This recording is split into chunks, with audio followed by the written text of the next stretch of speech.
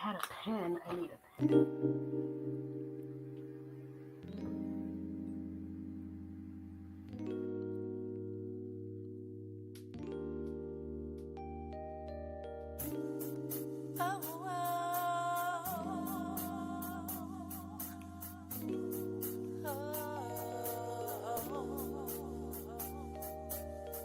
I wake up to days where I just don't know what's in store for me when I walk out the door. Still I yawn and stretch, brush my hair, get showered and dressed, try to relax my mind, just take it slow. Pull up the blinds to the whole wide world outside my window. Watch the people walk by on a clueless stroll. My heart is heavy and my mind is frayed. Grand Rising, it's your girl Diva Ebony B. I am your humble host. I got my co-host with me today, Miss Angie B, live in the building right here on Diva Spot Podcast Lounge. This is the Glow Up Show, the men's mental health session, and we are grateful that you guys are here. Make sure you like, follow, and subscribe to the YouTube page so you can know when the next glow up is going to be. We have the honor of having some special guests on today. Now, ladies, we told y'all that we was going to give y'all some tools and we was going to sit back and hear from the men so we can go into 2025 and beyond and make sure that we have the tools to make sure all the kings and queens is really together. So I am honored to have Mr. Thrett Brown here and Mr. Thomas here today. They are going to help us glow up. Now, when you guys hear glow up, you only think about the ladies, right? But it ain't just for the ladies, it's for the men too. The men are out here glowing up, and we are going to get some tools today. I'm going to throw it over to Angie because I'm just so excited for her to be here. And again, Angie, thank you for this really, really dope idea to do this men's mental session for the men. It is really making a big difference in my life. Thank you, Diva Ebony, and good morning. And thank you for being open to have this show.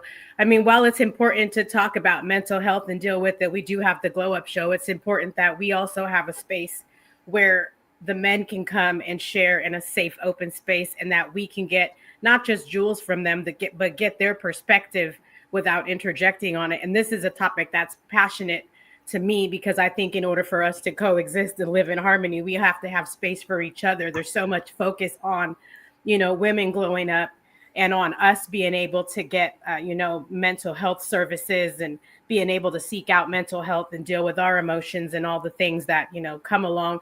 One of the privileges we do have as women, right, is that we get to explore that. And so it's really important that we also, because we have a platform to be able to share it with the men and coexist and heal side by side and together, right? In a collaborative, healing's not a competition. So I'm just really excited to talk about this, and especially from the point of view of, formerly incarcerated gentlemen and, post-incarcerated men that have lived through the experience and are actually successful in living abundant lives, because a lot of times, we don't get to hear about, what they've done post.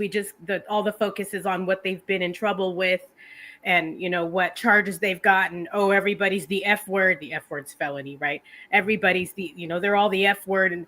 But there are men like Thrett and Thomas who are adding value to the community, even post incarceration. So I'm excited to hear their stories of where they were, where they've been, and, what tools would have supported them better or at all. And, where they were able to start and where they're able to go. So let's open up our first topic. And I believe that we are taught. So the first topic that we are going to go into is really just talking about, their journeys. So I'm going to throw it over to Thomas first. So I know that you're years past it, but can you talk to the people about what your experience was like and what state your mental health was in, before you went in, when you went in, and what would have supported you better? And Thomas, for those who don't know who you are, could you just give us a brief introduction about you? And, for those who have not had the opportunity to experience your greatness and what you're doing inside and outside of the community, could you just go ahead and introduce yourself, please? Absolutely. Well, thank you all so much for having me on this morning. It's truly a blessing to be here with y'all and Thrett. So many great minds talking about this, and it's such an important topic. My name is Thomas DiGiorgio. I'm a formerly incarcerated individual. I'm also a U.S. Army veteran who served in Iraq from 2003 to 2005. Saw multiple deployments in combat, was in combat, was injured, and 100% disabled since I was 21 years of age. I ended up, when I came home, getting lost in the VA backlog, trying to get mental health assistance, trying to get physical disability assistance. It took about 7.5 years to finally service Connect. During that time, I was just a lost kid looking for a purpose, doing a lot of stuff I shouldn't have been doing and hanging out with the wrong people. 10 years ago, this year, I made a choice off of not receiving those services, not receiving help, not receiving the support I needed from really a broken family, a broken system in the VA, a broken military at the time. And I was convicted of a felony. I lost everything in my life, including my best friend, my home, and everything within it. And ended up fighting our justice system inside of the prison to try to retain some of my constitutional rights. When I was inside of prison, I had the opportunity, based on being in the military, to go and receive an associate's degree from Clover Park Technical College. And I just started helping people kind of, fill out FAFSAs and get admissions into community colleges. So then when I released at Tacoma Community College. It was 5 minutes late, first day, changing in the car from Aberdeen all the way to Tacoma. And it was months later, I ended up finding Ben Feldbush and Thrett Brown doing just great things in the community. Now it's been 10 years. I work for the state as someone who does all the recruiting. We're formerly incarcerated veterans in IT services. Shout out to the Employment Security Department. And a lot of my success, a lot of the tools that gave me that rise, that fire, was higher education. I mentioned that I met Thrett at Tacoma Community College. Ben Feldbush, another incredible rock star in this Pierce County community that we have in Washington. And, it came down to serving others, showing others our story, showing others that they were worthy, not hiding underneath society's depression of not having housing, not having a job, restricting us from car insurance, life insurance, all of it. Before. And I think the biggest thing for me that is always a triumph that I talk about is I went through a very life-changing experience being homeless. During that time, I met Thrett. I was living in my car on the TCC campus, showering in the newly built gyms, and founded a nonprofit organization, Student Veterans at Tacoma Community College. It was later recognized by Washington, D.C. under Student Veterans America. And the very next year, I was chosen as one of the top 100 student veteran leaders in the United States by former President George W. Bush. I just started accelerating from there, went to the University of Washington, led them to national championships 4 times in a row. This year, they were also nominated, and I hope that they get nominated for one of the best chapters of the year. I say that because higher education was the common thread. Community members such as Thrett and Ben, other men who supported me, who had been formerly incarcerated or had been justice impacted, they were there to model ourselves for others, to pull ourselves away from the main media, and to take away a lot of the toxic masculinity that we see, that it's okay to cry, it's okay to be vulnerable. So it's okay to talk to other individuals about your experience, connect, and form that community. So that's a little bit about me. I'm so grateful to be here and share more experiences. Well, damn. Right? I told you he had an incredible story. That's wow. I mean, I'm grateful to hear that. And I'm grateful what you said about higher education.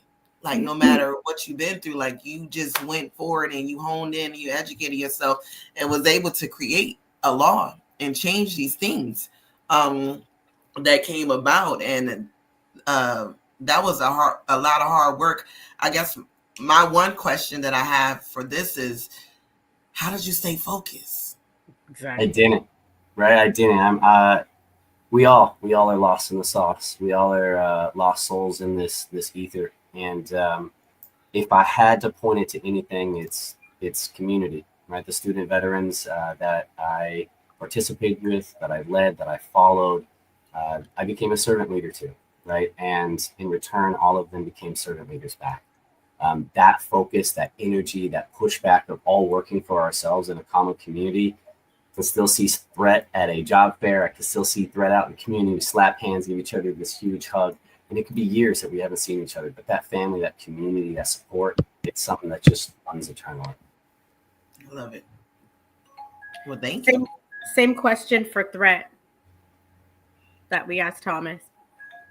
So yeah, again, like my brother Thomas said, I appreciate you guys for allowing us the opportunity to share just the experience for this whole mindset piece. You know, mental health is a real thing. To be able to express and talk about these things a lot, especially with people that truly believe in what we're talking about and what we're doing, and not just looking for an underlying agenda. That's why I feel like you guys are so genuine with the platform. So, one, it's an honor to be here with you guys, and I appreciate it a lot. My brother Thomas, bro, you already know you're an amazing dude since we met day one. And I'll never forget that. And I always look forward to continuing to build in our own capacity, you know. So I thank you for being here too, bro. And a bit about me, you know, I was formerly incarcerated. I was released in 2005. So this date, honestly, my 20th year of being free from the institution. And the thing about my background, I come from a small town. In my town, it's about 600 people. You know, so I'm from a small city. I mean, a small village is what they call it, Pleasant Hill, Louisiana. And I grew up being raised by my mother, and I got 3 sisters. So I never had the brotherhood camaraderie growing up. But that's one thing that was absent from my life. And one of the things that stood out the most as far as the male figures in my life was 2 of my dear uncles who are currently living right now and doing their, who was also formerly incarcerated. And I got one uncle that did like 27 years. He was shot 15 times by the police in New Orleans, Louisiana. Then I had another uncle that was doing 19 years off and on. And so those was the examples of my life growing up, you know. And when me as a kid from the ages of 5 and up, those men inspired me to want to be like them. And as odd as it is, from the age of 8, I always wanted to know what prison experience was like, because the people that I loved the most and the people that, you know, had an impact and impression on my life, this is the only thing that I knew of them. So I wanted to experience at 8 years old. And I vividly remember it. You know, I remember it like it was something I truly want to do. And so in 1999, I had my opportunity to see what the prison life was about. Just like Brother Thomas said, you know, associating with the wrong group of people. And I won't say the wrong group of people, associating with the people that I thought I was supposed to be associating myself. I thought that was a norm. And so I ended up being confined. And in my 4 years of incarceration, year 1, I realized this is not what I want to do, you know. And it was better for me to have experienced that for the 4 years versus the 8 years that they was trying to give me, or getting caught up for a life sentence on the things that I'm doing and never got caught for, you know. So throughout my prison experience, I had a self-reflection opportunity, speaking to some of the most powerfulest men I've ever met, some of the most powerfulest men that I probably never see again in a day in my life. And I started to educate myself off of my own lived experience. And so when I was released from prison, you know, school was never on my mind. I never cared about school. I dropped out of school in the 8th grade. You know, I gave up on school real early. And in that experience, you know, like a lot of brothers that come from the same cloth that I come from, you know, we found ourselves taking penitentiary chances, life and death chances every single day as if it was a normal thing. And we didn't know the difference until we've seen so many of our friends get killed and murdered or locked up. And then we start to reflect on, this can't be something that we're supposed to be focused on or doing. And so me looking around, my true responsibility came from me getting guardianship of 3 of my nephews, you know, and which is a story in itself. But I'm saying all of this because even as we have this conversation, is a lot of this stuff is even hard to talk about, you know, as often as I've talked about it. And, you know, and now that I'm focusing a lot on myself and really sitting with myself, I realize how heavy my issues became and what I really go through, because I've been putting so much time and energy in other people and making sure everybody else was all right. I've never took the time to really focus on me. And so this space right now is strange and a different space. So I'm really focusing on the things to say, to talk through my truth of individuality right now. So as we break this experience down, I appreciate it, man. I'll talk more about it, but yeah, almost a typical young Black dude coming from this stuff, man, trying to figure it out. And now that I have a firm foot on the ground, I want to grow in that and expand. And it comes from relationships. And I do appreciate meeting Thomas at TCC, because if I never went to the school, I never would have met a brother like that. And I would have never had the opportunity to truly create a brotherhood. That way I don't be harmed by my surroundings. I'm able to really grow with a group of brothers now and see what living life truly is about. So that's my spiel for the moment. Well, thank you, Thrett, for sharing, and thank you, Thomas, for sharing that. It's your girl, your humble host, Diva Ebony B. I'm here live with my beautiful co-host, Angie B. We got the kings in the building. Mr. Thrett Brown and Mr. Thomas is here. We're talking about men's mental health. Make sure you comment while you're here on YouTube. Share with another man. Share with another king, because we need to hear this. A big shout out to my brother. He couldn't make the show today, but he's well on his way with the children. And I love that. And I love we did, you know, breaking the cycles of men's mental health, incarceration, and rebuilding life. And I'm getting an opportunity to see him rebuild life. He was incarcerated at the age of 18. Ironically, his co-defendant is my son's uncle. Me and his father weren't even together at that time, but they smoked their boots out there. What we would say on the East Coast, they smoked their boots. They were 18 years old, and they was sending them upstate, try to send them upstate for 12 years for a robbery. And my brother was with my son's uncle at the time, and my son's uncle decided to rob a kid for a radio. He didn't know this was going to happen, but because he was with him, Hudson County in New Jersey, aka Hostage County, decided that you are an accessory to this crime.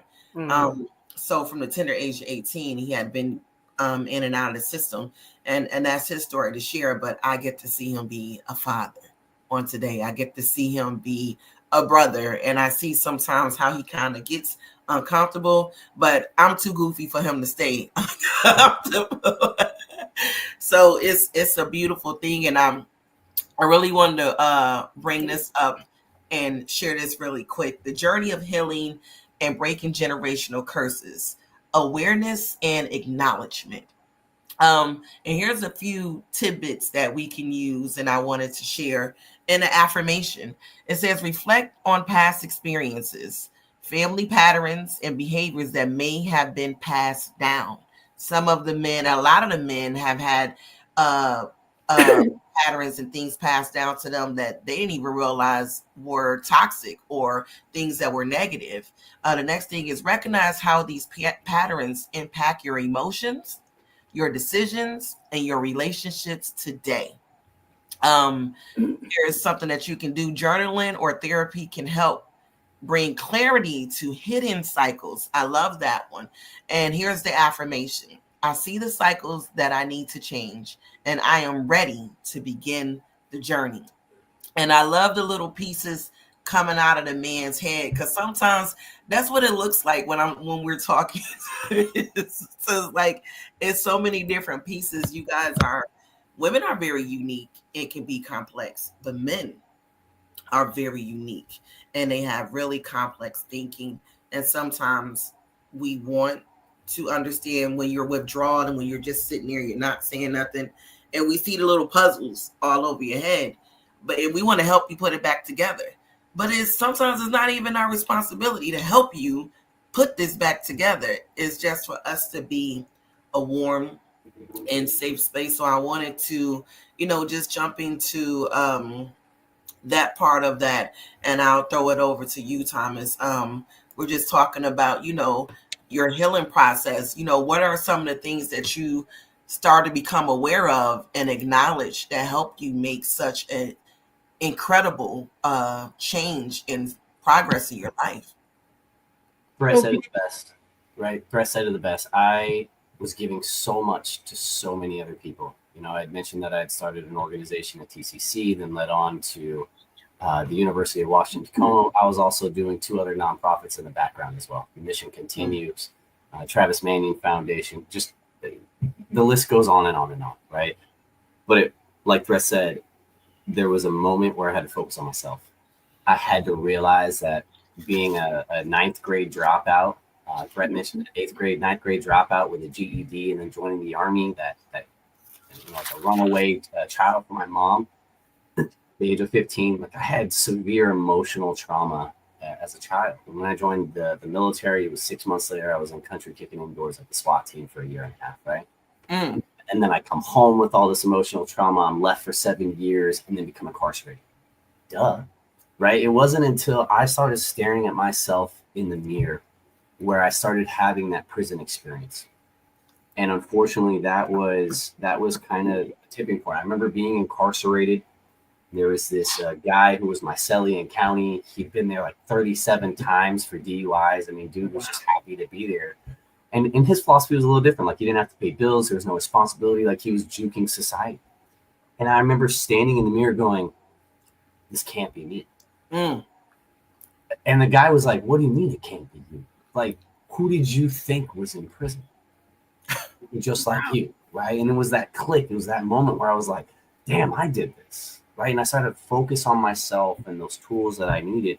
It wasn't, psychotherapy. I needed that professionally from military, but it was a brotherhood. I grew up with sisters, right? I grew up with one full-blooded sister, and it was a protector role. And, unfortunately, I had watched my mom through domestic violence my entire life and was a child who would always jump in front of my mom. And here I was, the one being convicted of domestic violence, after walking on a significant other. So it was this real chunk change myself, right? This real gut check, like, this is me. And I don't want to be this. This is not what I want to show my children, right? And I'm blessed now to have a 5-year-old son. I had mentioned that I started a business a little earlier in the show. I had actually lost my first son in 2019, my senior year. His name was Atticus.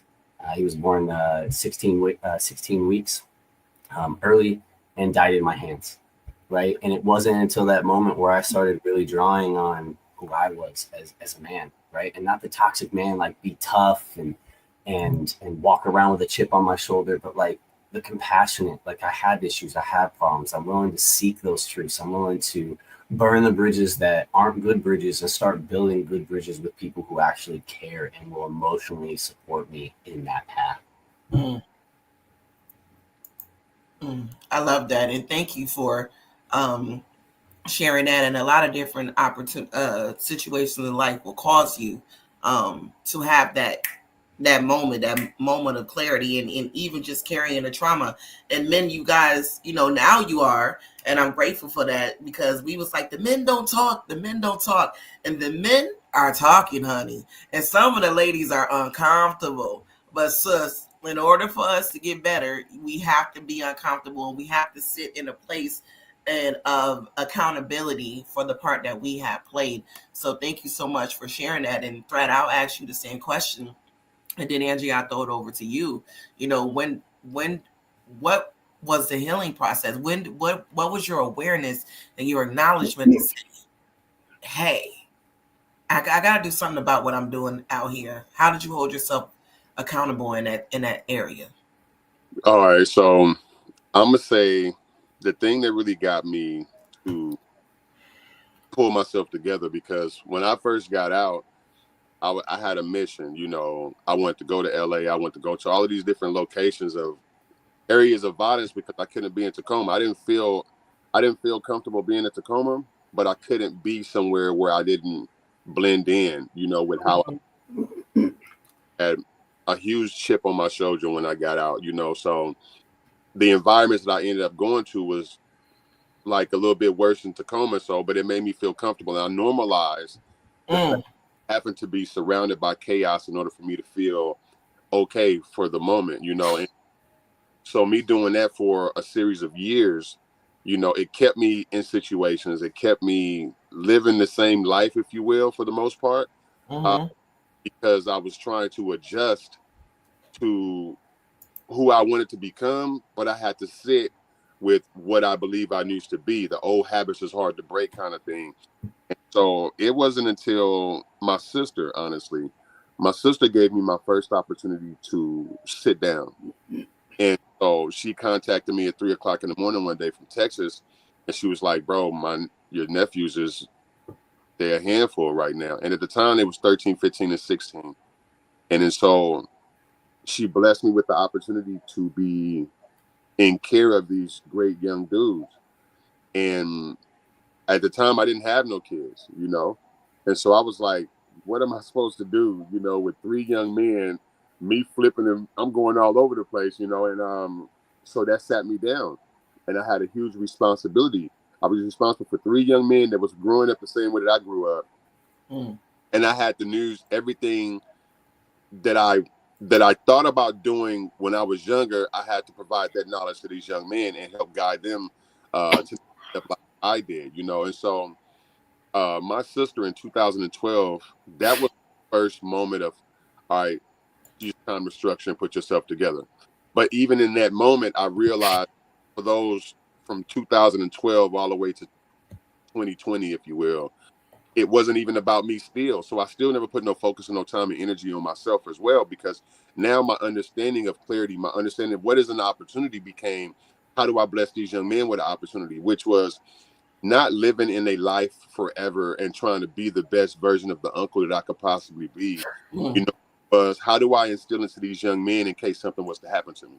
How do I pour into the community in case something happens to a person that want to truly give back? And so I made it a mission to just keep sharing what I knew, sharing what I should have done, and in hopes that somebody receives it, right? And so then I have a son, then my son came into my life, that became such a big divide too, because, it's a long history story. And one day, hopefully we could talk about, this relationship with fathers and their sons, and the slice between connecting pieces, And so now what do I do now?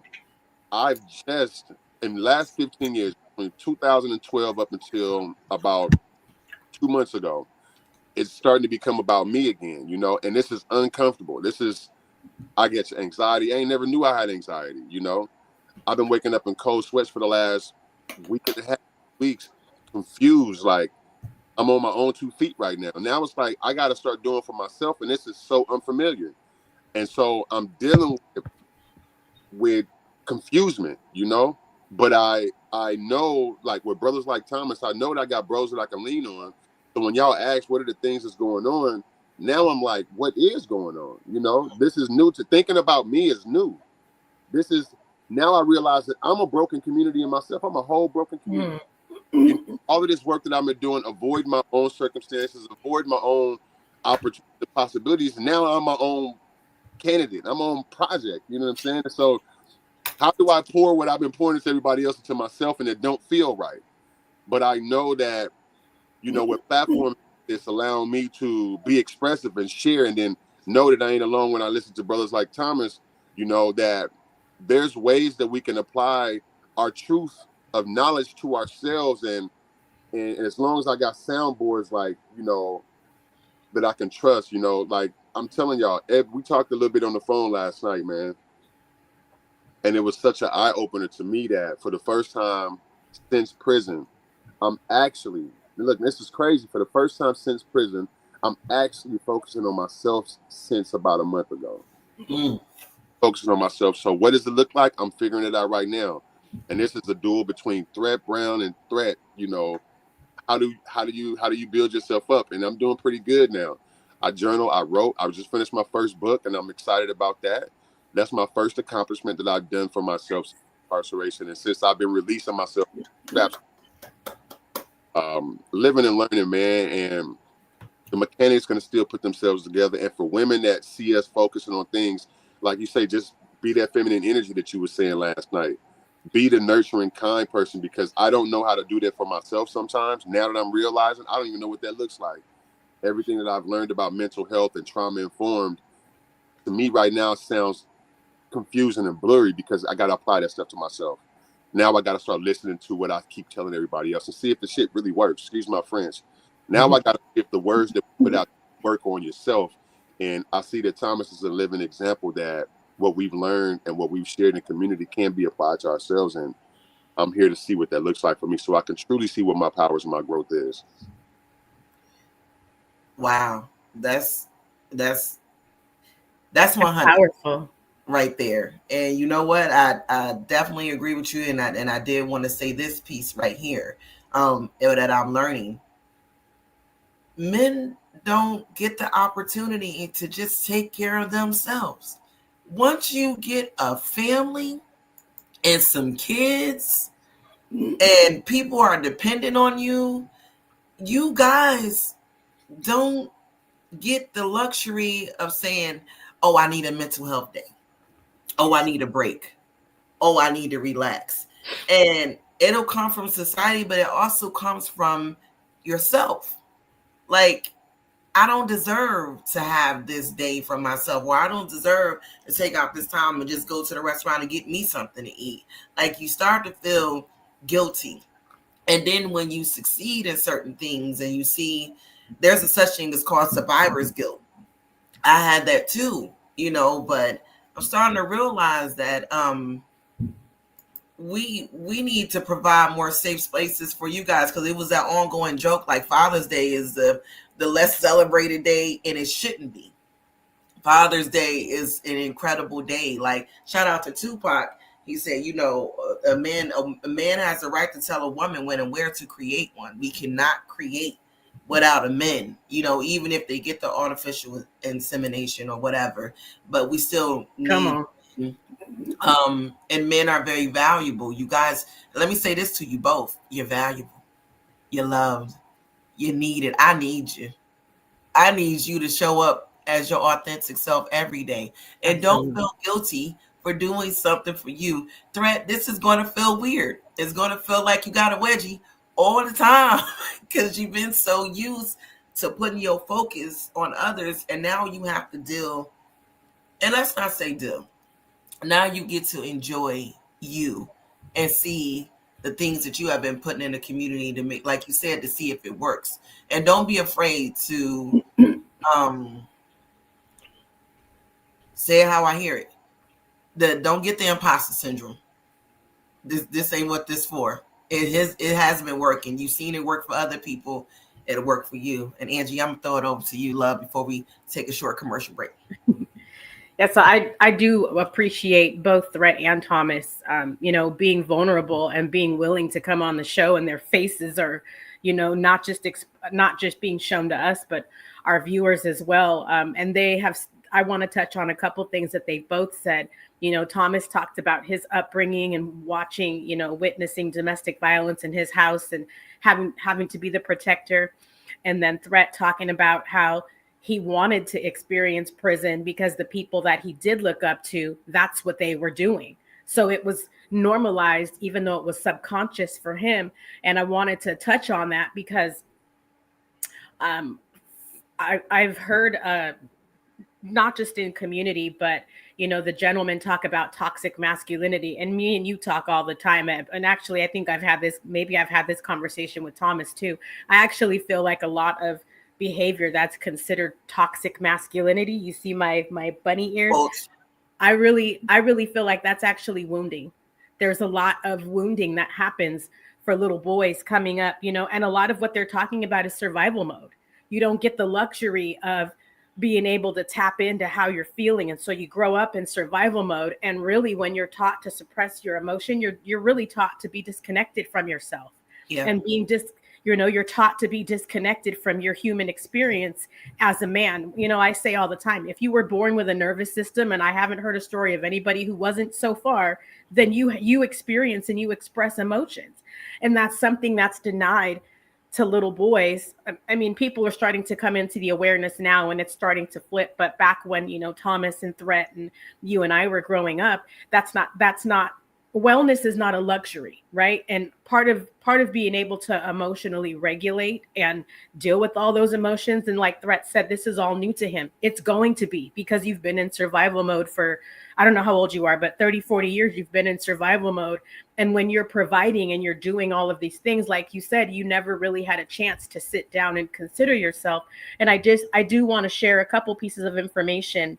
There was an article that came out in 2024, going back to the prison experience, where they talked about, so people in prison have higher rates of mental illness, infectious diseases, and poor physical health.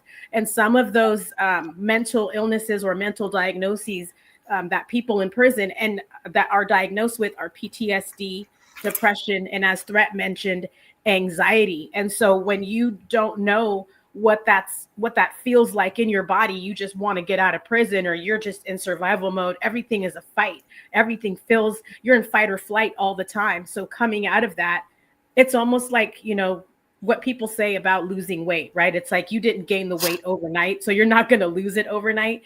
You've been in, you guys have been in, and you guys have been able to, make successful and good choices for your lives. But the reality is you've been in survival mode for 30 or 40 years. So you're not going to get out of it overnight. And the fact is, you still have to learn the tools. You have to get comfortable with the tools in order to be successful. And I like that Ebony shared that affirmation and talking about going back to your experiences and what your trauma is like.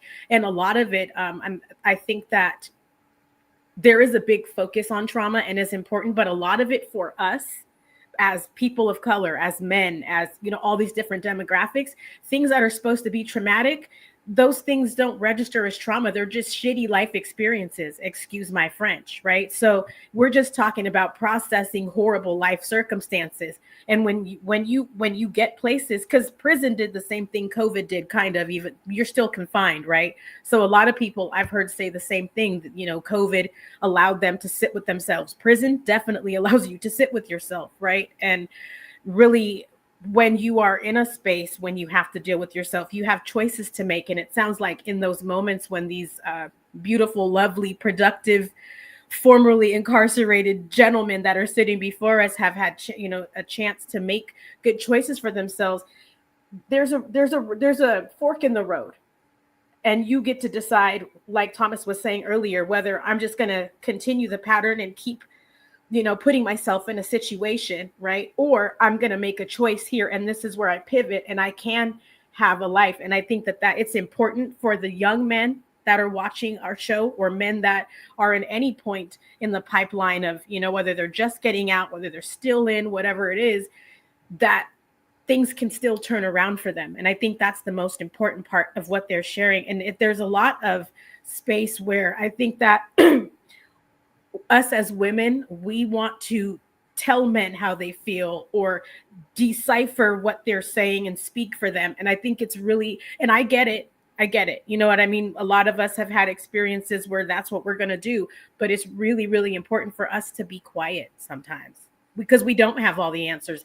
And the way that we nurture sometimes is to be active listeners and not try to fix. Just be active listeners and be a safe container for them to be able to say what they need to say and not judge, and go in with an open mind and ask, as we will later on, the best way for us to support. And so the other thing I wanted to say is post-incarceration, another article had come out and said that in the general population, and there was a psychiatry article that came out that we talked about the most common mental health challenges being depression, PTSD, anxiety, bipolar, schizophrenia, being in a violent and dehumanizing environment.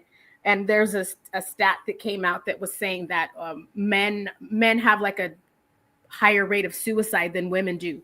post-incarceration, and this is without even being locked up. So can you imagine? And then the people that had pre-existing mental health challenges that weren't diagnosed before they went in, and so all of those things factor in. And I just wanted to highlight that, and again, thank the gentleman for being on and being willing to highlight these areas for us and talk about their own personal experience, because it's important to highlight it. Thank you, Angie, for that. We're going to take a quick commercial break, and we're going to come back. This is the Glow Up Show, Men's Mental Health Session with our special guests, Thrett Brown and Mr. Thomas. Let's go. Young,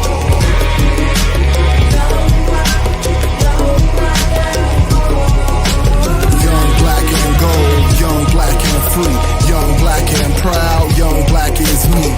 Young, black, and gifted. Young, black, and gold. Young, black, and powerful. So the story's told.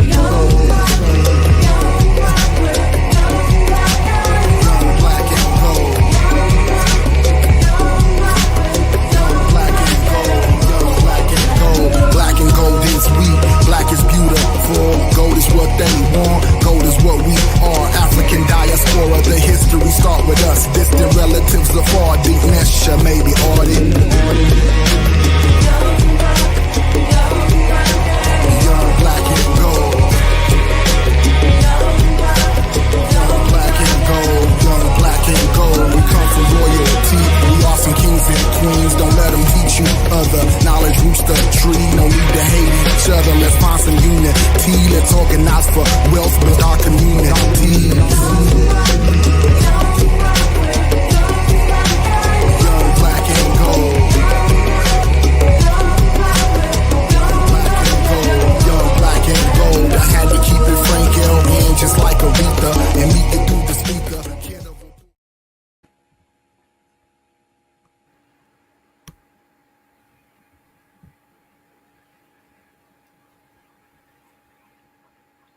Welcome back, you guys. We're going deep into this session with the Men's Mental Health on the Glow Up Show. Thrett and Mr. Thomas is here breaking it down for us. And ladies, I you know what, guys, I really enjoy being in my feminine energy. And you guys said a word that hasn't triggered me, but it's survival mode. And shout out to my husband, love you, hubby, Mr. Dwayne Moss, up in this piece. I am grateful that you loved me out of survival mode, because I was a mover and shaker.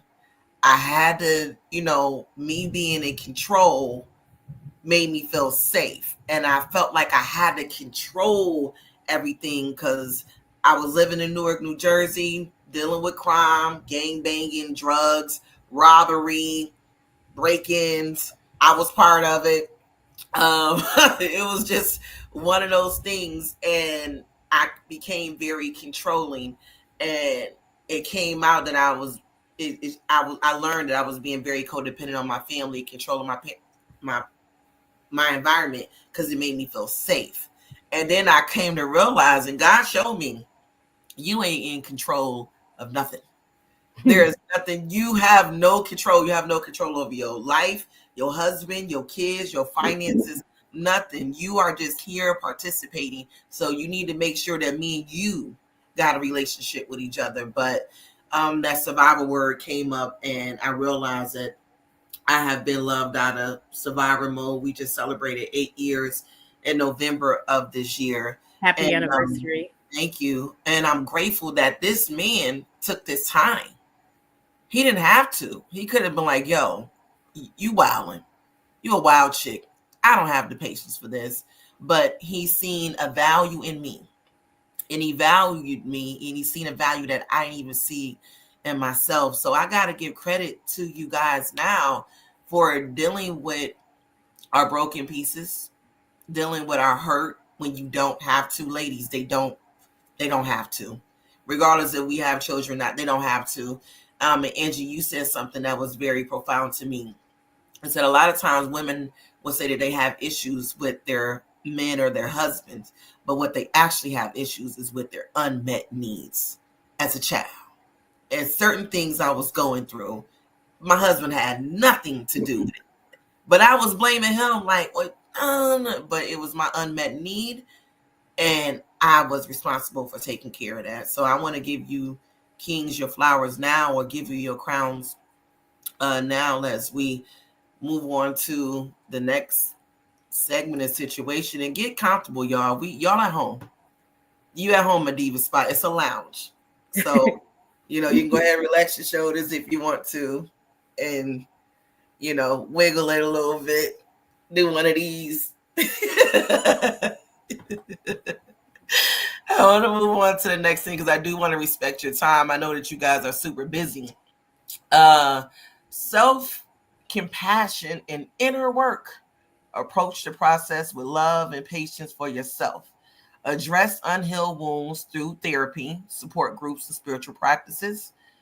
Practice mindfulness, meditation, and prayer to build emotional resilience. And the affirmation is, I am worthy of healing, and I give myself grace on this journey.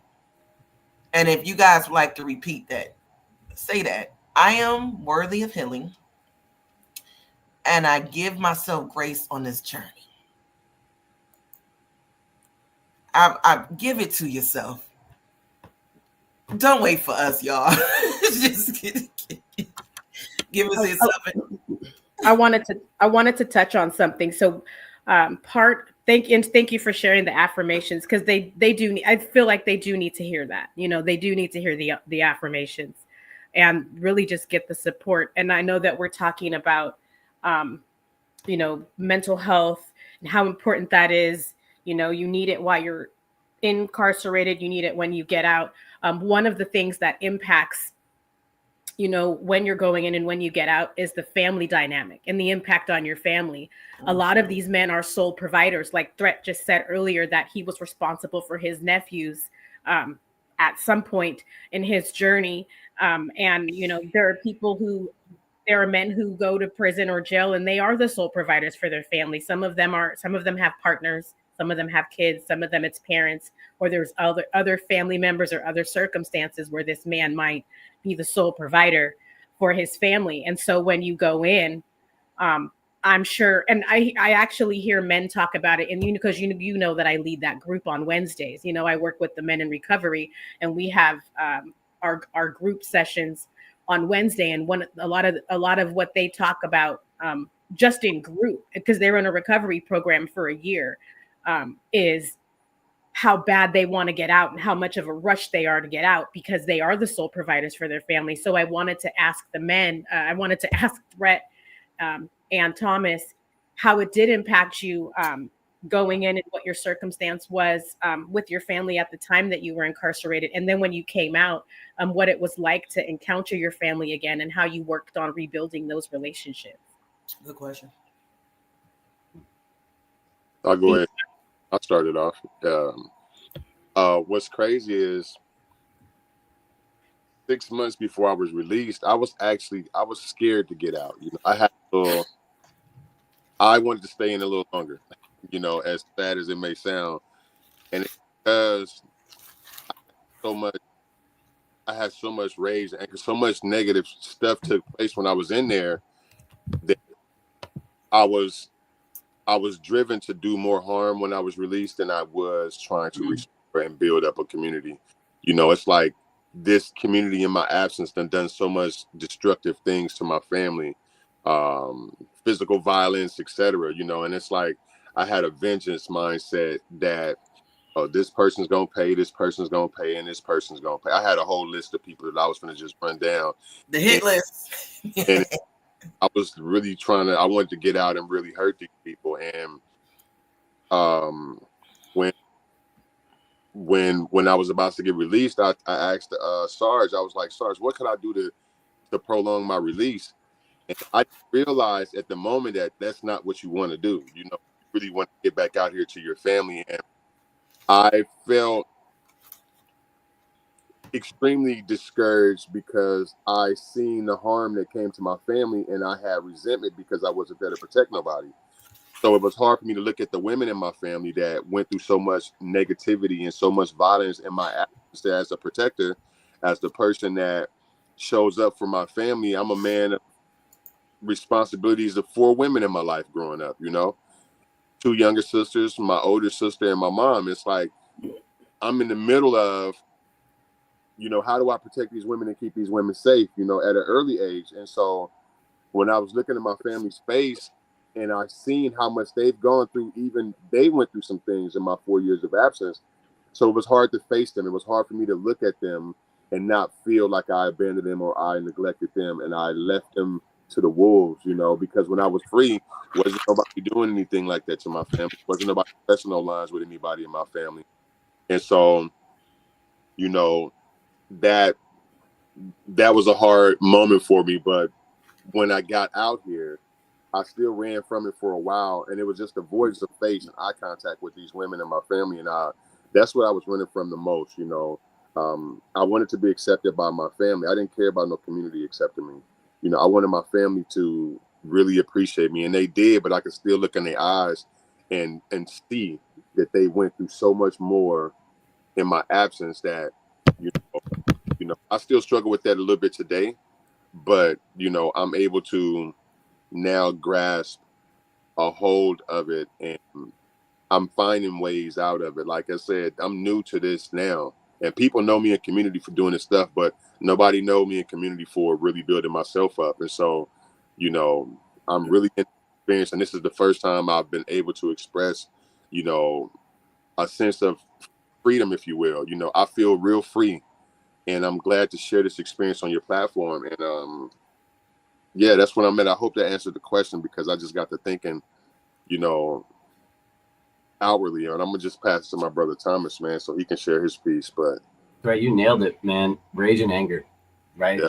Incarceration did not reform me, did not make me value my freedom. If that sounds weird, even as a veteran who had protected it, I was pissed, right? There was no education, there was no programs, there was no pay for doing a good job. It was like, right, just sit in the box. And it was like society just locked you up through a key. And when I came out, it was kind of that moment where my family had completely abandoned me. I had completely destroyed the relationship with my biological sisters, still 10 years later, still trying to repair. And it feels weird, right? Thrett said it so many times that loving myself feels guilty, right? The positive affirmation that I'm worthy of someone else's love. I feel I'm worthy to give my son attention and Thrett attention and anyone's kid's attention, right? But not myself, right? I can give my lady a spa day. I sure in the hell won't be going there. I can give my lady a mental health day, take care of the kids and get them out of the house and go do fun stuff so she can chill, but not for me, right? And it feels so weird to stare in that mirror and say, man, you've done a good job. You've come so far, right? And to start focusing on the things that I appreciate, that I love. And then, trying to uphold like that image, right? And Thrett has mentioned it many times, like where I came from, the image of who I was supposed to be, and where I'm going now is a completely different image. And trying to rationalize those two as you walk down that path is crazy, right? And you feel guilty once again. But, it takes a different person. And I really praise Thrett. I really praise Ben Feldbush. They were really heavy in student government at the time. And I remember walking one late night, just shooting the shit with Ben. And I'm like, man, I really want to start this sense of community, right? I want to feel that brotherhood that I felt in the military, that camaraderie. And man, I got this idea. Some student veterans, Coleman Community College. I'm not sure how to do it. He's like, and Ben at the time was vice president of student government. He was like, bro, just do it. Just put all the paperwork together. Just sit down and just do it. And I'll forever be grateful of Ben's suggestion, Ben's pushing me, Ben's love for me wanting to build community, because that's the spark that started the whole fire the last 10 years. And it was that unapologetic, just go do it for you, man. And I love that. Just go do it for you. There's no right or wrong way to do it. Just rip the damn Band-Aid off. Go ahead and do it. Run around. Dude, and entrepreneurship is ghetto, okay? Really? But it's fun in the ghetto sometimes. It's fun in the ghetto. You running around. Remember in the ghetto, the fire hydrant is off, and you running around, you flipping on mattresses. I don't know what y'all experience was, but it is what it is. But you get out of your heads, and because you're your worst critic. You're your worst enemy.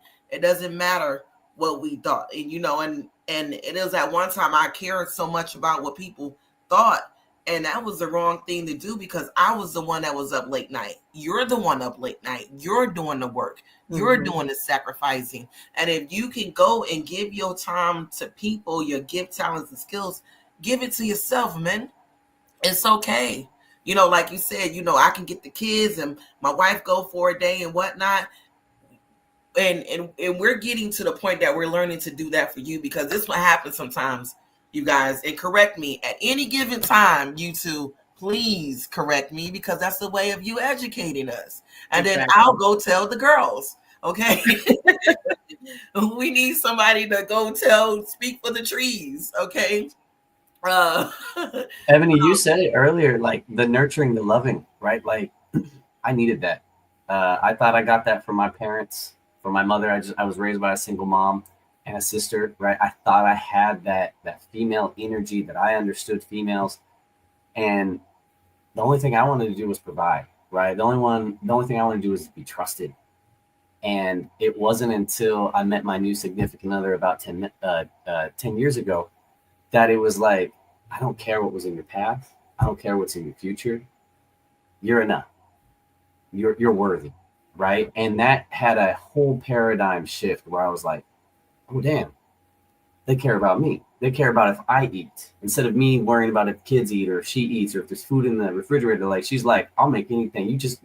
The stuff's there. I'll make it for you. I'll figure it out. Right. And that was a whole different mind shift. Like, whoa, I don't have to worry about my mom or my sister and my kids and my lady. And she's worrying about me.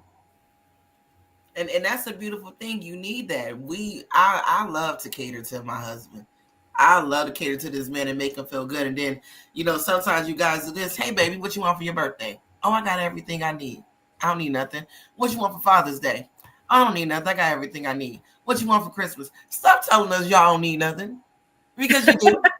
Yeah, for real. Say what you want. Say it. Because most likely we spending our money and we spending your money. Okay? So just say what you want. It's okay. I don't know where, and I get it. Boys are taught, when boys are little, we teach them to, play with the cars and be rough. We teach little boys to tear shit up. And then we teach the girls to nurture and cook and take care of the family. And there's nothing wrong with us teaching our young men that. Like I was on my boys, like, y'all not gonna be no nasty husbands, okay? You're not gonna, you have to clean up behind yourself. I don't call their rooms, their bedrooms. These are your houses. They got a mailbox outside their door. I'm teaching you independence and responsibility. So I love that you said that. And Thomas, there was a big difference when you were incarcerated of how you were treated and how other inmates were treated. Mm-hmm. Could you talk on that for a second there? Yeah. So, I think a big focus for my incarceration was my veteran status, right? It was a really big thing in my family, right? I came home, I joined from 2001 after the 9/11 attacks and served 6 years honorably, was discharged, and was broken, right? Tried to find my purpose in life for the next 7 years.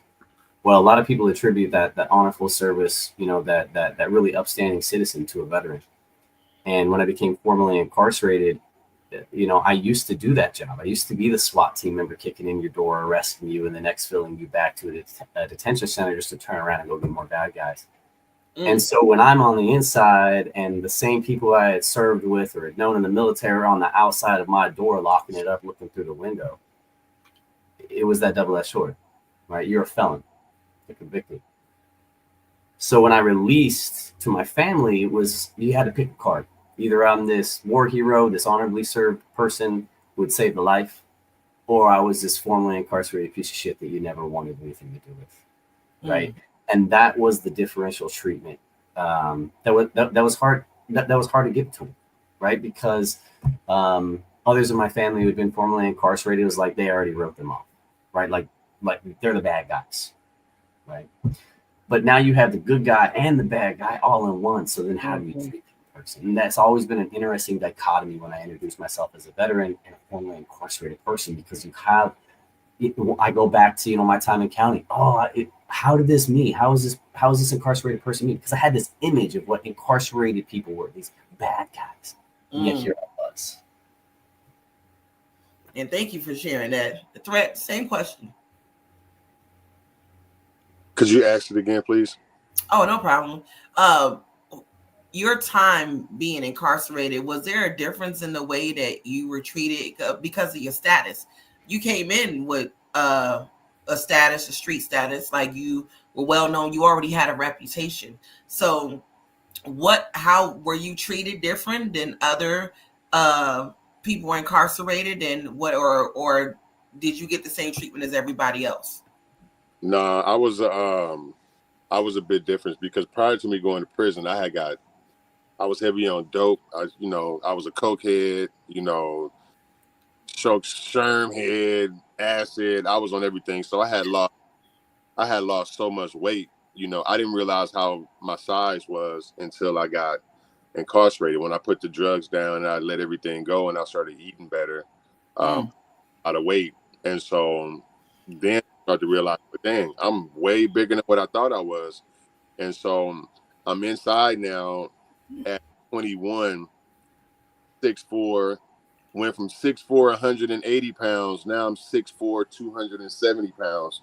And I still got the mind of an aggressive young dude. So I was a bit of a nuisance for the most part, loud. People gave me the handle Danger. So they didn't call me Threat on the inside. They called me Danger, because I was just that dude, and so people respected me more, based on my personality. And, I interacted with whoever I wanted to interact with. And on the inside, stuff's happened so much on the streets that I stopped gangbanging. I can't not be acknowledged from what session I come from, and what factor that people recognize me from on the streets. Oh, that's Threat from so-and-so. I can never that'll never go nowhere. But how I interact with where I represent became my new thing. So I stopped gangbanging on the inside. And a few people told me, I got brothers that's doing life sentences, they're saying, bro, we in here for the rest of our life on this gangster stuff. You know what I'm saying? So to hear somebody tell us that you're just done with it, it's like, and I'm like, man, look, I'll catch all 3 strikes. I ain't got no strike on my record, and I'll get all 3 of my strikes if anybody think that they finna just not respect my mind. And it took one of my closest homeboys that came. He was serving a life sentence. Well, he was serving an extensive stay for a murder charge. And he came to me and he was like, man, they say that you ain't giving cats love no more. And I was like, I'm not, bro. And I said, and however y'all feel about that, my guy, I don't even really care. He was like, as a man, Threat, bro, I respect you. And for me to hear him tell me that solidified my grounds on. I was staying firm on what I believe anyway, but for me to hear a person like him say, I respect you on that, bro. And when you get out, try to do something, reach my son. And I ended up reaching his son years later and didn't even know it.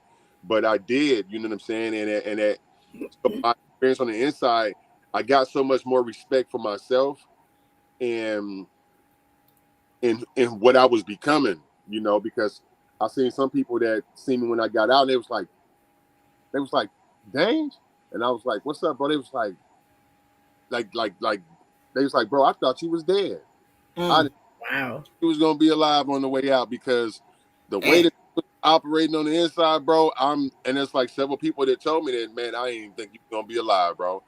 I'm surprised to see that you're here, but I'm glad to see you doing the work. And so that just showed me something, that people viewed me differently than how I was feeling about myself. I felt confident in myself and I felt like I was going to do a lot of things, but they seen the opposite. They was like, bro, yeah, life living is the last thing I would have expected you to be doing. And so when I took hold of that, the duality, like Thomas was saying, I was perceived as one person, but I knew in my heart I was this person. And both of these things are living in one thing. I'm becoming one person, submerged with both my negative and my positive. So now I got charged, now I got a pulse, because I can balance, no regrets. I can balance where I come from and that lived experience and what I know I'm capable of becoming, who I am, and to be able to put both of those things together. And I don't think nobody can put it together better than us putting ourselves together, because this is our trauma. These are the solutions. And if we can fuse them together, which is a complex thing to put both that negative, like what Thomas was saying, a veteran that represents everything good and a criminal that represents everything bad. How do you, because they belong together. This is a marriage. Mm-hmm. Yeah. Have one without the other. How do you fuse these things together? And to be able to do it, it is a work of art, and it is a unique person to do so. And knowing that it can be done, because I see brothers that are lived examples of it, it's doable. So that was my experience. People gave me space because I was willing to crash out. I was willing to lose everything. When people was fighting to get out, people was fighting for their freedom, and they was fighting on their appeals. And I'm like, man, I don't care about nothing, bro. We can all die up in here, homie. And so that mindset say, yeah, well, you got issues, bro. So that saved me a lot, honestly. That saved me from dealing with extra stuff. But that was my experience, man. And I hold dear to that experience to this day. And it's something I reflect on constantly, in appreciations that I didn't get killed, or nothing did happen to me when I got out. And the brothers that see me now, they truly respect the person that I've become. Thank you, Thrett, for that. Angie, can I ask one more question? Is that okay? That's fine. And I just had, after you ask your question, I had something that I wanted to highlight. Go for it. Okay. Because I know that Thomas, he's a busy man, I make sure I give him the shine that he deserves. And this question is for both of y'all, but I'm gonna go with you, Thomas. What is one thing that has hurt your mental health, or is hurting your mental health right now or in the past? And how can we, as your community or your family or your spouse, can help you in that area? And I just really want to give you guys to be frank with us to talk about this, if this is something that you're comfortable talking about. And if not, you can pass. It's all right. Pass. Absolutely. Oh no, absolutely. I want to pound this on the head, and I hope so many people are listening. Housing. I was denied housing for 7 years. I was an upstanding citizen after I got out of prison, right? Did everything I could to give back to my community, to get educated, selflessly serve others for 7+ years. I tell a story about how I rose and created nonprofits, been the leader of other nonprofits, graduated college with my associate's degree, my bachelor's degree, which was my third degree. And how my very last year, when I lost my son, I was running up on my 7 years out of prison, and I couldn't put my name on the rental lease that was being renewed and where I was staying for the last 5 years. I was couch surfing. I was under the radar. I was a non-existent human. And at the same time, I'd been working a job for about 2.5 years at the University of Washington, Office of the Registrar, serving other students. And the housing market hit in 2021, right after COVID. I had my veteran benefits, luckily, and I bought a house. I bought a $500,000 house in which I'm sitting in today. I had saved up tuition assistance that I had saved ever since the time I met Thrett Brown at Tacoma Community College all the way to now. And I tell that story because I was able to graduate the University of Washington, Tacoma at one of the top of my class, as a nonprofit leader in the community, and buy a $500,000 home before I can even put my name on the lease as a formerly incarcerated person. And at the same time, I was getting denied life insurance, automotive insurance, all because I was formerly incarcerated, and that's a liability to insurance companies. So I think for me, when we release an individual completed of their sentence, right? There's so many barriers that we carry for the next 7 years.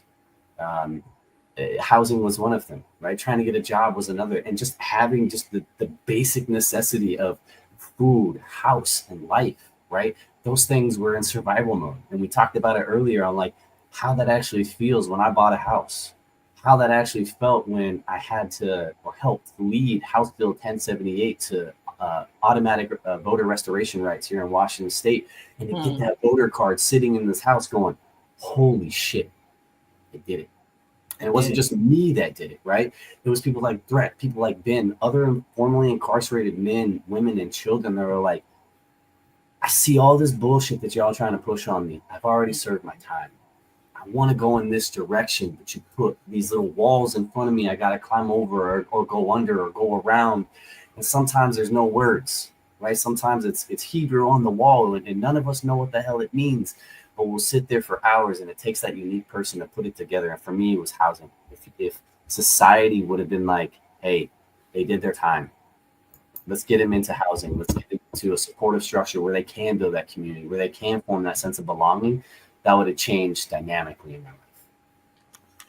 Thank you for that, Tom. I appreciate you sharing that. And I just learned something I was not aware at all. Like, is it after 7 years, you can start to apply for housing and stuff like that?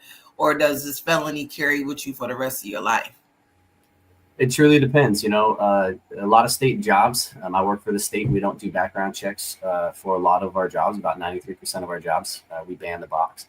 But for a lot of states and individuals, 7 years is kind of like the cutoff. You go to apply for anything. Have you been convicted of a felony or gross misdemeanor within the last 7 years? Mm-hmm. Right. So there's that carrying of the weight. So, you could do 20 years in prison. Right. And then once you get out of that 20, you're not having to mark that 7-year box.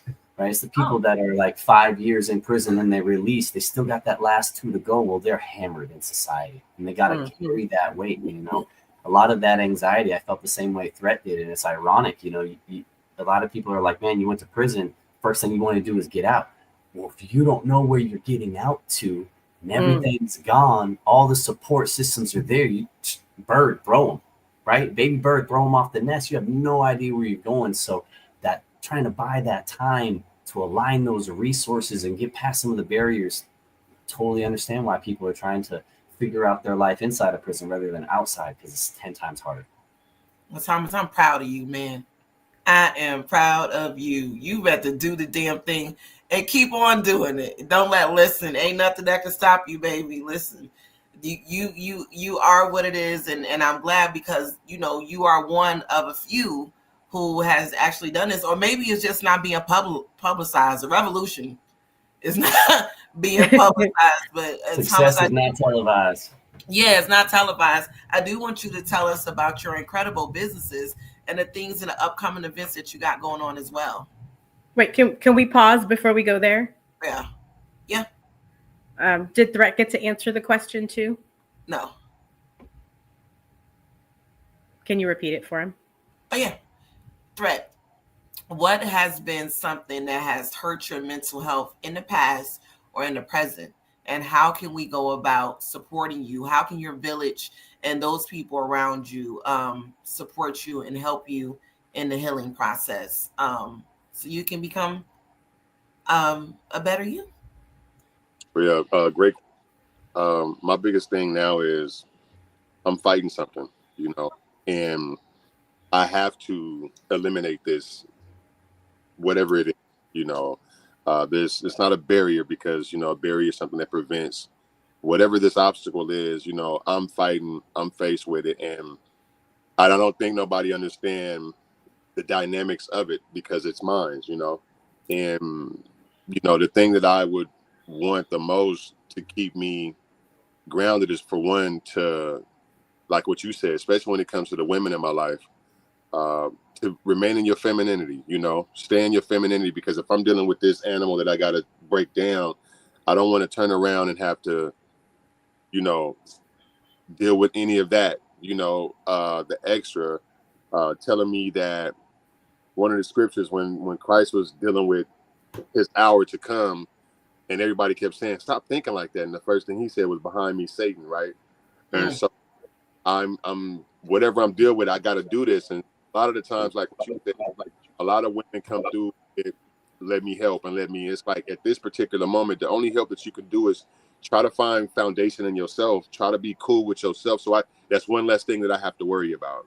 Give me one thing to worry about, that's one of the things that I know that I need the most right now.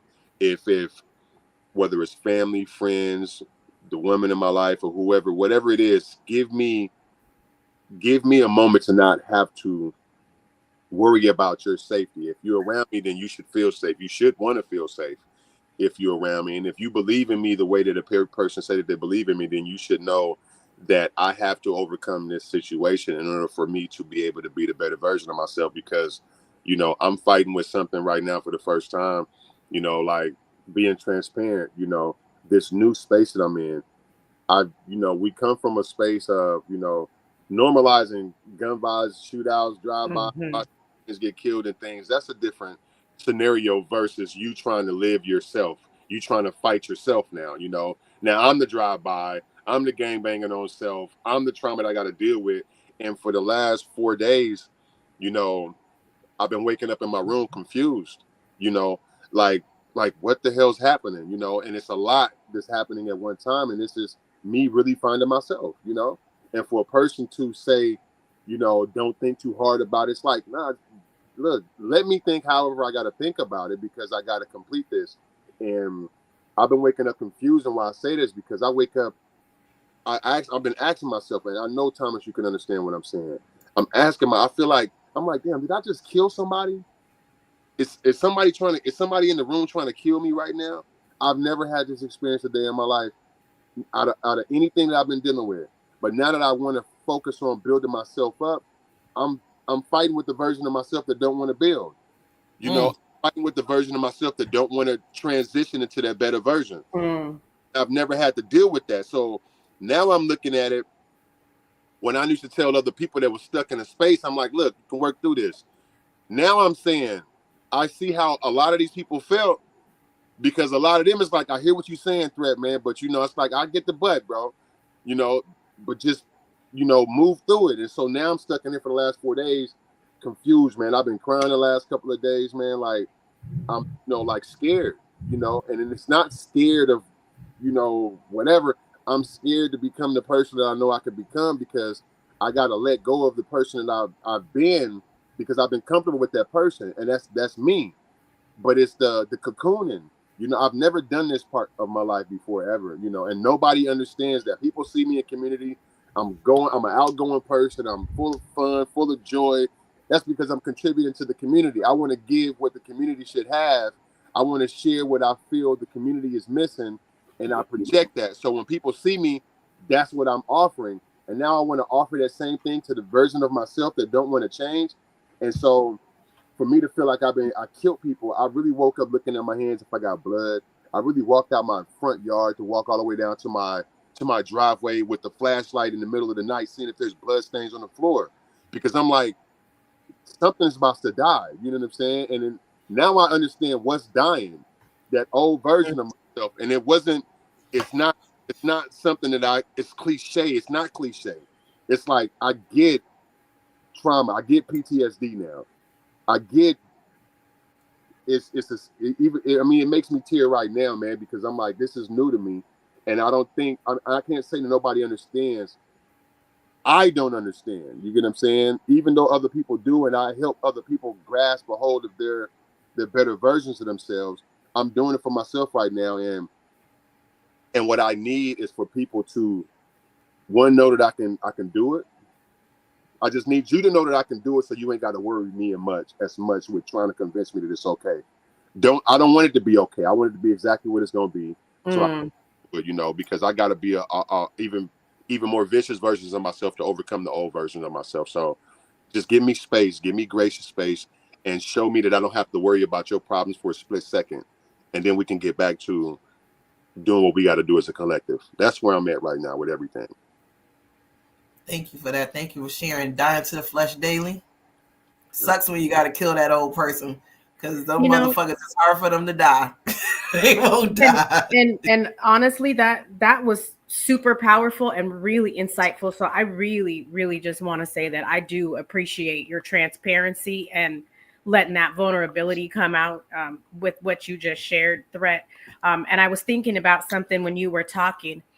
Going back to self-compassion, and we'll get into the wonderful things that you all are doing in a minute. But I think part of the self-compassion, I know, and I've tried to not interject my own experience, because I really want to make sure that I'm being true to letting this be a space where the gentlemen get to talk. But I did want to share that while I was listening to Thrett talk, that old versions of yourself do die, but something that something that Ebony and I talk about all the time is that you have to thank, part of the self-compassion is thanking old versions of yourself, because whether you were a child and you were 5, whether you were 10, whether you were 15 selling dope, whether you were 18 in prison and now you're 30 trying to figure it out, every version of yourself that you've needed to be that version to survive that situation. So part of the self-compassion is thanking those older versions of yourself, or those versions of yourself that are not versions of yourself that you need anymore. And that's part of the dying, is recognizing that, hey, thank you 5-year-old me, thank you 10-year-old me, thank you incarcerated version of me, thank you even the version of you. It's going to sound really crazy what I'm about to say, but even the version of yourself that has taken a life, whether you've done that by gun violence or selling drugs, they were all versions of you that for whatever reason you felt that you were to survive. And those old versions of yourself, part of the dying is you don't need to be those versions. Those skills that you needed to be using in that situation, they don't work anymore because you don't need them anymore. You're in a different space in your life. So part of that self-compassion is there, like you said, all of those versions of yourself, they're all part of you. They're not going anywhere. Even if you're dying to yourself or dying to those old versions, they are still part of you. And now you get to turn those, what do they say? You turn your pain into power. Now you get to turn the pain into power. Now you get to turn all those places of tragedy in your life into wellness and into experiences and testimonies that you get to share with other people, because these stories that you guys are sharing with us and these experiences that you are sharing with us are going to be the turning point for someone else who doesn't think they can do it, who doesn't feel like they have a fire in them. And you guys are what you guys are doing is breathing fire. All those versions of yourself are fire, and they're fuel, not just for yourself, but for viewers that are watching. Maybe there are parents or family members struggling with their sons or their nephews or those men in their life, and they just don't understand, or they're frustrated, and you guys are providing that insight. So I just wanted to really say thank you again to Thrett and to Thomas for sharing that, and really just recognizing that part of that self-compassion is to thank those versions of yourself and to figure out what turning those versions of yourself into power now look like for you. And the other thing is something that Thomas had shared earlier in the conversation was about meeting a partner who at that time helped him realize that he was open to receiving that love. He was open to receiving that nurturing, and he didn't even know he was ready. And I think that that's part of it too, is being open to receive. And that's not even gender specific, but since we are talking, right, it's a men's mental health episode, is being open to receive, being in a space where it's okay to receive. It's safe to receive. It's not going to, you're not going to pillow talk and it gets thrown in your face later. You're not going to share an experience that's going to, someone's going to try to use against you later. And the most powerful thing about your story is because you're telling it, no one can use it against you because you're telling it. What I tell you, Thrett? Sorry, Angie, go ahead. I got excited. Like your testimony, baby, is receipts. You're coming with the receipts and the lives that you are. I'm sorry, I'm just really passionate about this because it's important. And we need to talk about it more, and we need to keep having different conversations about the same thing, because people don't get it. Like Thrett was saying, people don't get it. They don't understand where I'm at. Thomas is saying they don't get it, and they don't, because they're not you. And no one's going to get you because they're not you. And the only way that they're going to have any kind of an inkling is by you sharing. So everything that's being shared on this platform today is super powerful. And I do want to move now into the abundance part, because now that we are self-reflecting and having self-compassion, and now that you guys, even Thomas said it earlier, I wasn't ready. I wasn't even in the greatest space, but I was in these nonprofits. I was at the doors. I was pulling up. I was doing everything I needed to do. Threat saying I'm in the community. I'm still dealing with stuff but I'm in the community and I'm trying to do it. So, and I know one thing I will share about myself is I'm also, I also have a felony. But one of the things that I was excited about was to learn that I could travel, because a lot of people are under the assumption that because you now have this felony on your record, that you can't travel and there's things you can't do. You can't own a business. You can't do all of these things. But, and I know Thrett's getting ready to go overseas and he's telling you his story. So clearly we can travel. So I just want to ask the gentleman that now that we're moving into this part of the conversation, what are some of the things that you've been able to do, maybe even surprising to you, that maybe you didn't think you could do before because now you have this mark on you? We'll start with Thrett, since we've been starting with Thomas the whole time. Sit with myself, honestly sit with myself. That's one of the best things that I've been in abundance. This new version of myself, I'm excited to see it. I'm excited to be a part of its life. I'm excited to see where this new journey takes me. One of my best accomplishments that I've had so far is my first true accomplishment is completing my book. It's completing a book that I've been talking about writing since prison. That has been an amazing experience to me right now. Traveling, this is my 4th, 5th, 6th time out of the country. I'm excited about it. I've been loving to be able to do that. And I'm excited to put my feet on the ground, man, and really do myself, really see what this experience can bring me. I was crying, texting to my brother Malik Banks last night, about, I told him, I said, nephew, I'm lost, bro. You get what I'm saying? I feel stuck, and you are somebody that I can look up to, Now, this is a young man, you know what I'm saying? And Shout out to Malik. He's an excellent young man. I've met Malik a few times. Dude, and what Malik can tell me in return is, bro, everything that I've been on, don't you know you've been training wheels this whole time in my process? So I'm really talking to myself to a degree when I'm talking to the better version of myself, So now I'm able to get it poured back into me, like nobody else can, you know what I'm saying? So, there's no limitations to what we want to do. There's no excuses. There's no victim card pulling, I can be what I want to be. I can do how I want to do it. I don't create no limitations. No, I don't have no expectations of what does success look like. Either I'm going to be the version of myself or I'm not, and there's nothing that's going to stop me from getting there.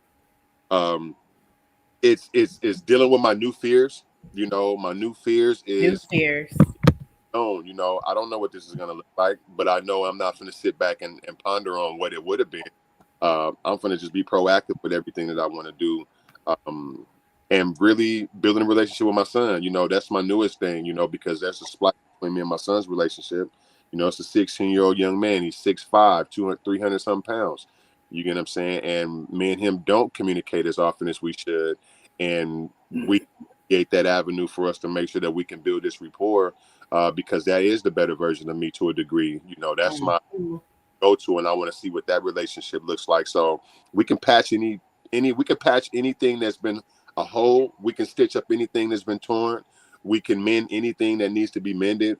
We can create anything that hasn't been created, and we can rebuild anything that's been broken. So all of these things is nuance, and all of these things has a positive to every negative. And so I'm tapping into the positive. And anybody that's listening, don't be that version of yourself that want to keep you back. If you don't want people in your business, if you don't want people to do X, Y, and Z, then start doing what you need to do for yourself. Start doing everything that you need to do to make the next step the better step. And if not, people are going to be concerned, and people are going to pry into your business because you're stagnant. Don't be stagnant, man. You push forward, you make an effort. And if you get lost, lean on one of your bros. And ladies, I'm saying this to my bros because sometimes I got to lean into my bros because they only understand what we need to be understanding as men. Nobody can help us with certain circumstances. And vulnerability goes to a certain extent because there's certain vulnerabilities that I don't want to share with the women in my lives, because this is something that they don't need to be carrying around for themselves, but I want to be carried around and dismantled in myself and then give you the better version that came from that understanding. So that's where I'm at. Living to the max is my new thing, and I want to really, really embrace that. Thank you, Thrett. Thank you, Thrett. I love listening to Thrett, everything he said. I have expectations in my mind of what success looks like, not moving fast enough. It's always slow, right? We're our worst critics. And I had to come to that point that Thrett keeps hitting at, right? He talked about mentoring 3 boys. If not me, then who? And if you're listening, if not you, then who? Because I used to be that person waiting around for mentorship, for leadership, someone to give me a pass, someone to show me a way, someone to give me a hint. There's no one coming. If it's not you, then who? Right? And that attitude of gratitude of acknowledging my prior versions, right? We all just like a software update. We get all the feed that we can, and we make that information to rationalize our choices in life and to move on. And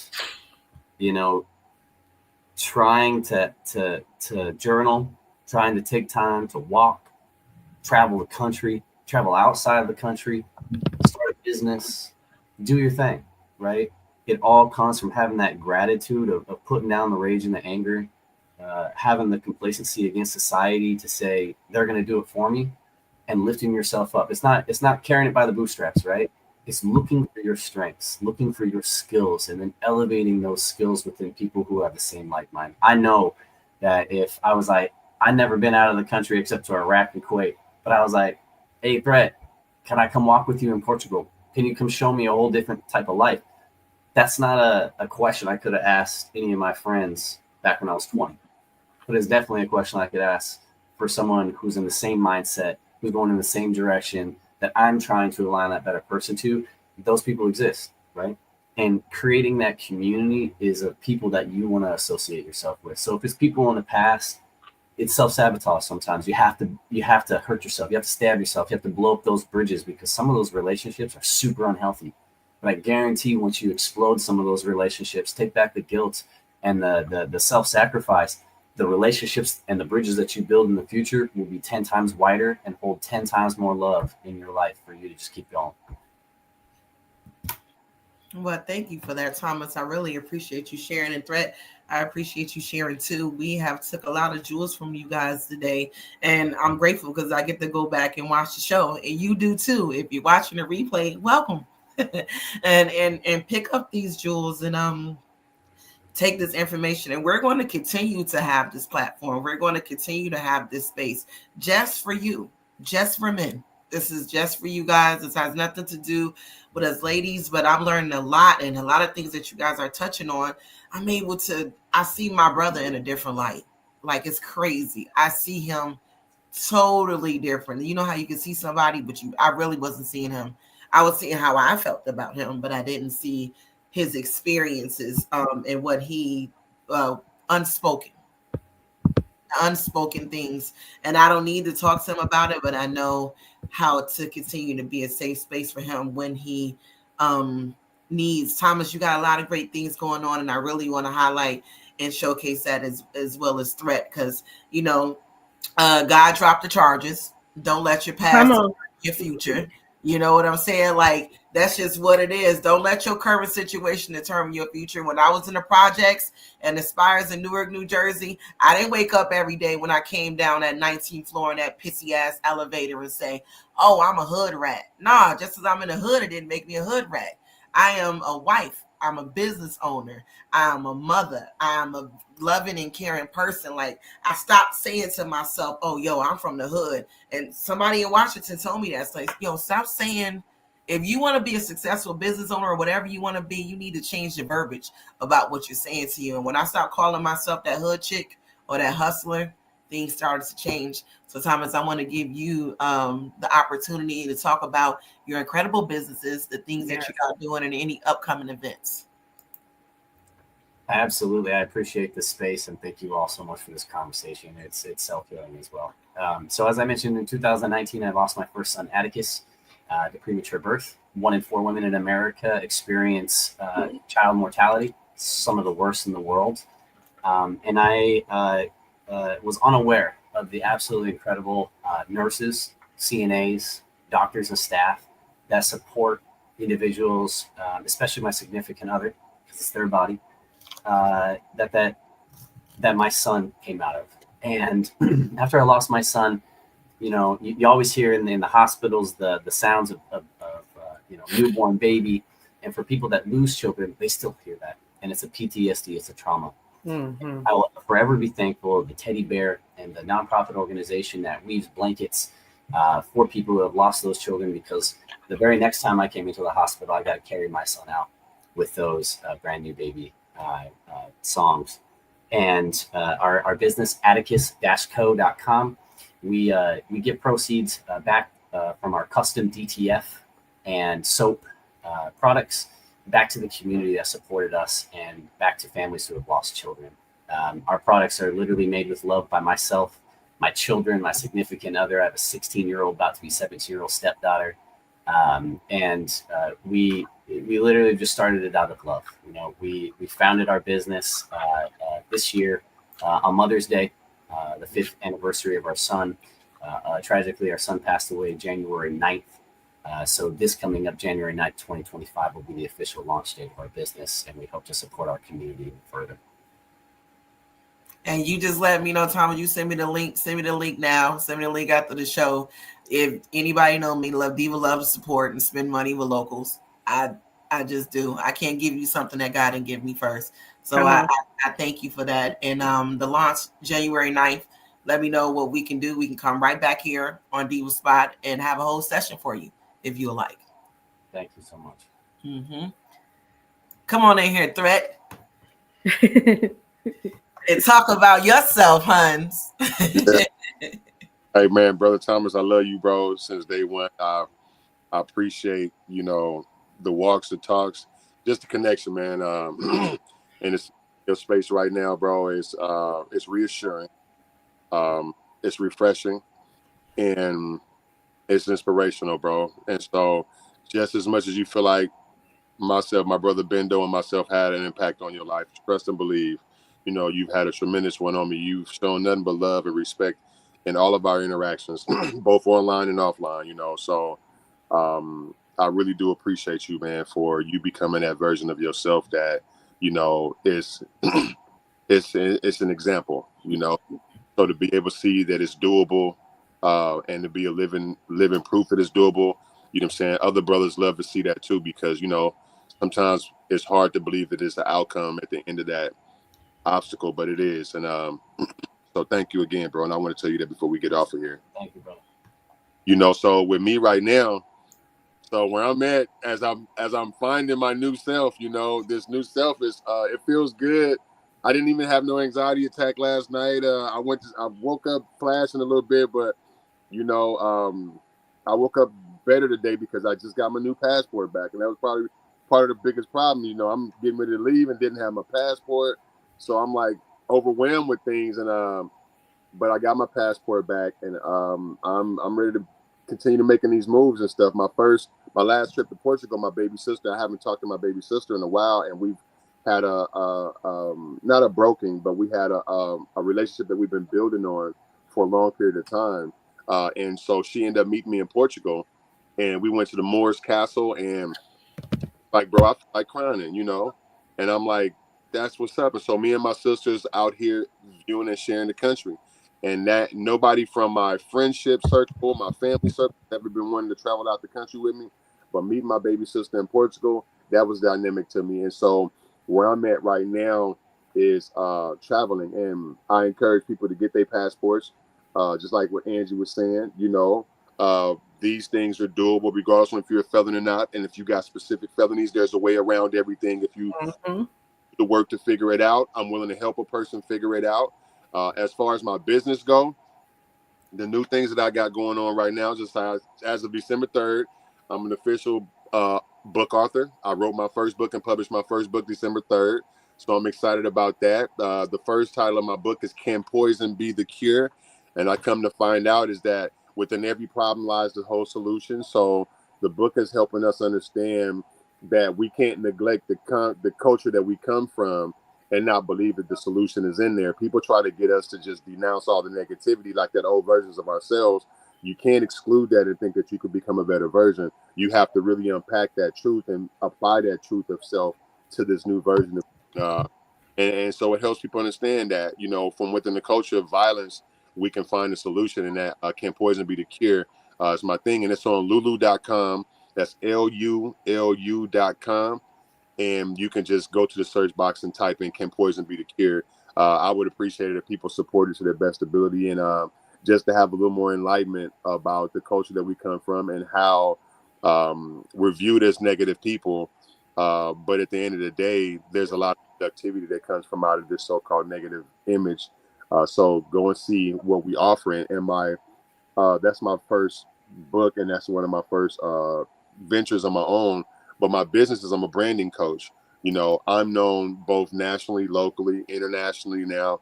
So if a person, especially if you're formerly incarcerated or you come from this space, if you feel that you've been stuck in community or stuck in your own lane in life and there's nothing more to offer, I'm very well rounded. I'm known in every newspaper, every news station, other platforms. I've been on the Steve Harvey show, the Trinity Broadcast Network. So I've been able to brand myself in a way that I'm acknowledged and represented in a positive aspect, that people still know don't play games with me because it's still in me, not on me. That part.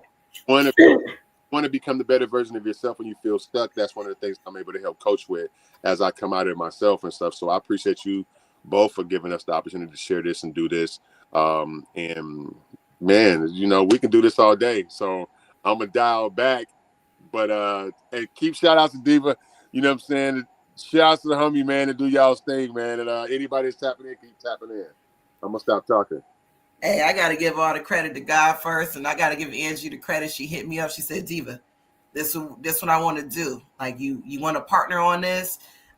She was very strategic. She was straight to the point. She knew exactly what she wanted. She laid it out. Angie sent me a whole bunch of information, which I had to go to. Shout out to ChatGPT, my favorite friend, because I summarized everything, and I'm like, okay, I want to make sure that, and we took 3 days to pray on it. We took 3 days before we brought it forward because we didn't want to do something out of line of God, what God will have for us. We're not doing it for likes. We're not doing this for fame. We don't care about being popular. We care about being effective. Absolutely. 30,000 years from now. And that's our concern. We are very passionate and concerned about rebuilding our communities and our families. And I wanted to give up this last slide, these last 2 slides here, and we're going to get out of here. Replacing old patterns with healthy habits, and that's exactly what Thomas and Thrett is doing. Set boundaries with toxic individuals and behaviors. Ding ding ding. Develop habits that reflect the healthier life you want to create, such as open communication, emotional regulation, and self-care routines. Learn new partners, learn new parenting techniques, if applicable, to foster emotions and psychological well-being. The affirmation here is, I choose to create healthy and lasting change for myself and future generations. And last but not least, building and sustaining a new legacy. We can build all we want to, but if we ain't sustaining that thing, we're going to have to keep going back to the drawing board. Share your journey and lessons with family and your community to inspire others. Create traditions and values that align with the new positive cycle you want to pass on. Regularly reflect on and celebrate your process. Acknowledge how far you come.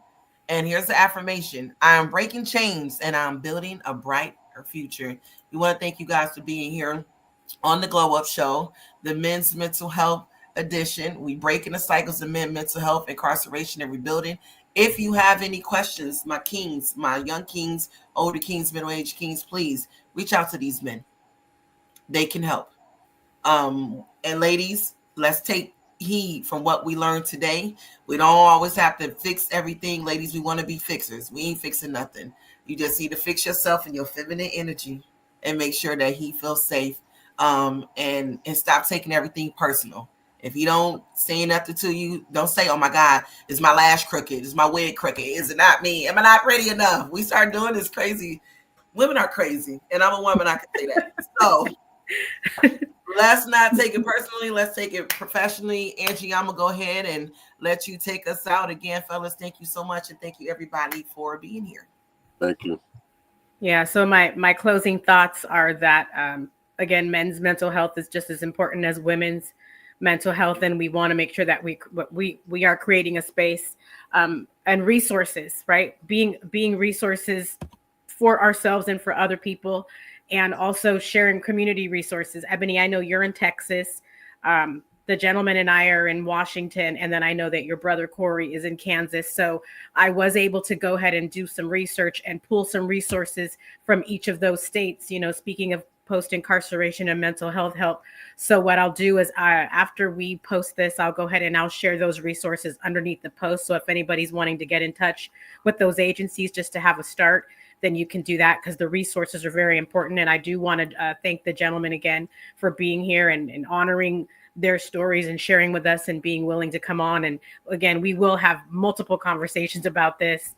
And so I am proud of you guys. I love you guys, and keep doing what you're doing, and keep spreading the good news, and keep being examples. Keep leading by example. Man, we love y'all. We love y'all. Well, thank you. Give yourself grace and make sure you hold your space. It's your girl, Diva Ebony B. You're now tuned in live to the Glow Up Show, Men's Mental Health Edition. We'll see you guys soon.